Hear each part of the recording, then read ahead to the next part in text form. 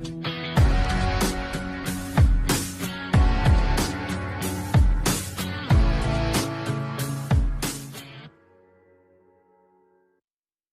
Роберт Муту. Аслан, третья чеченская, если будет, не дай бог, то из Украины приедет в Ичкерию 100 тысяч добровольцев, это минимум.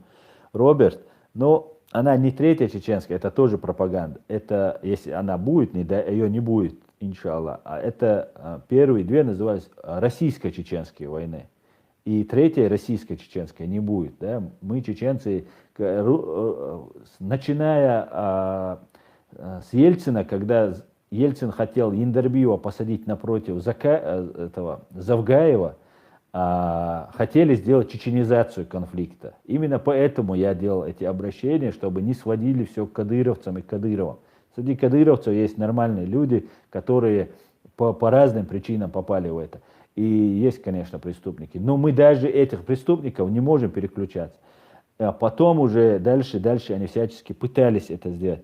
И сейчас тоже, даже в названии в самом чеченская война, да, они называют ее, они хотят представить ее как будто внутричеченская, это, да, не чеченцы на чеченцев напали, это российско-чеченская война. Если кому угодно, как это называет уважаемый Хусейн Исханов, это русско-чеченская война. И третьей войны не будет. Но 100 тысяч добровольцев из Украины нам нужны. Я объясню для чего. Для миротворческого контингента. С Грузии и с Украины мы с удовольствием примем голубые каски, которые станут на нашей территории, полностью разведут, чтобы мы не устроили никакую резню, чтобы вот наши очень-очень сильно заслуженно обиженный наш народ, заслуженно оскорбленный наш народ не устроил массовую резню вот над этими головорезами, предателями, которые перешли на сторону врага, которые пытают людей, убивают людей, оскорбляют, унижают, ну все что угодно делают.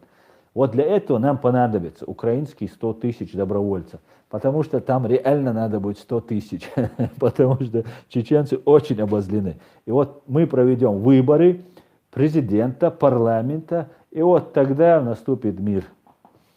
И вы будете нашими гостями. Воевать вам не придется. Просто придется улыбчиво всем объяснять. Так, дорогие чеченцы, не лезем туда, соблюдаем закон. Выполнять полицейские функции. И мы вам будем очень рады. Так что готовьтесь, уважаемые украинцы, вам придется быть миротворцами. Наш миротворческий батальон у вас, от вас потребуется много миротворцев для нас.